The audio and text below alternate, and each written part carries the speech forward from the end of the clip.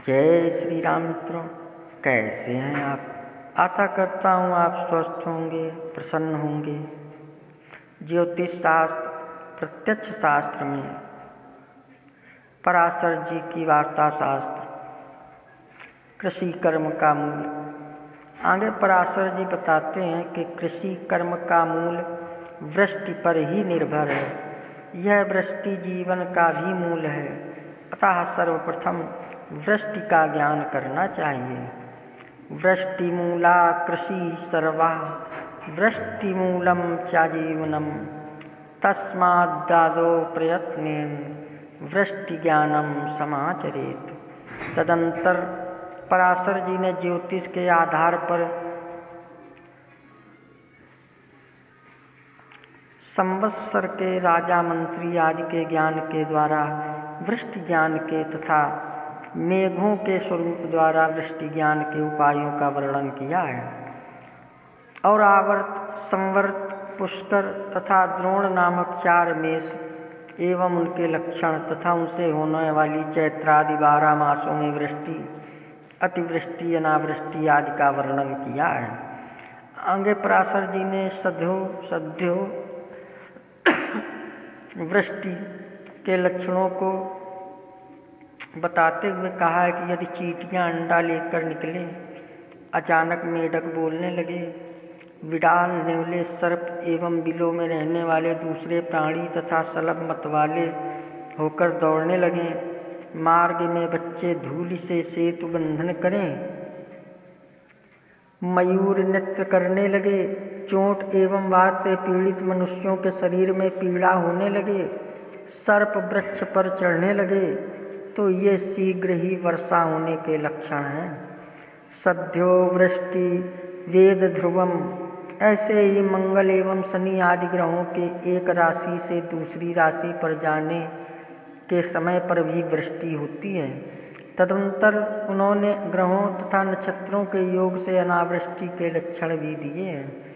कृषि पराशर ग्रंथ के तृतीय अंतिम कृषि खंड में कृषि पुराणज्ञ पराशर जी ने कृषि के संबंध में बताया है कि कृषि कर्म, गाय, व्यापारिक ज्ञान, स्त्रियां एवं राजकुल ये निरंतर देखभाल करते रहने से ही सफल होते हैं। थोड़ी देर के लिए भी इनकी उपेक्षा या अवहेलना कर दी जाए तो ये कष्टप्रद हो जाते हैं।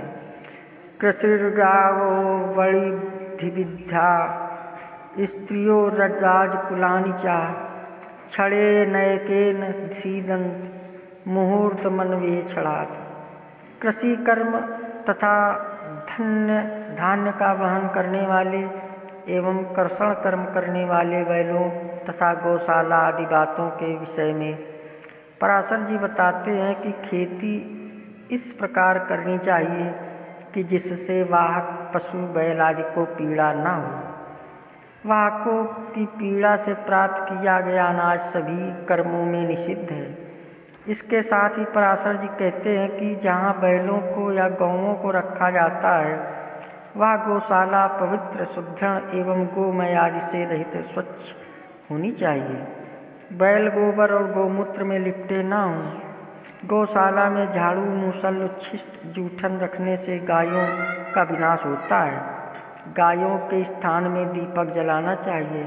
कृषि कर्म जुताई में प्रयुक्त होने वाले एक हल में 8 बैलों को जोतना चाहिए। यह धर्म का हल है। जीविका रूप से एक हल में 6 बैल रखे जा सकते हैं। जो निर्दयी होते हैं वे एक हल में 4 बैल जोतते हैं, किंतु अत्यंत क्रूर तो एक हलके के लिए 2 बैल जोतते हैं। वे गोहत्यारे समान हैं।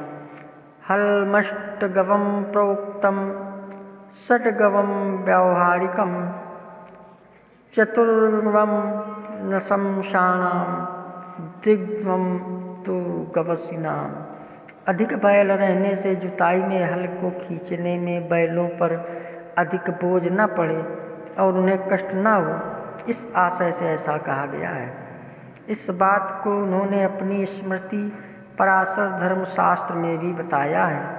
पराशर स्मृति और उसी प्रकरण में आगे कहा है कि 2 बैलों वाले हल में से 1 प्रहर तक अर्थात सूर्योदय से लगभग 3 घंटे तक, 4 बैल वाले हल से मध्याह्न तक, 6 बैलों वाले हल से 3 प्रहर तक और 8 बैलों वाले हल से सायंकाल तक जुताई की जा सकती है। ये था ज्योतिष शास्त्र और प्रत्यक्ष शास्त्र में महर्षि पराशर की संवत्सर राजा मंत्री पर आधारित वृष्टि, कृषि कर्म में वृष्टि। अगर आप हमारे चैनल में नए आए हो तो सब्सक्राइब करें, लाइक करें, शेयर करें। जय श्री राम।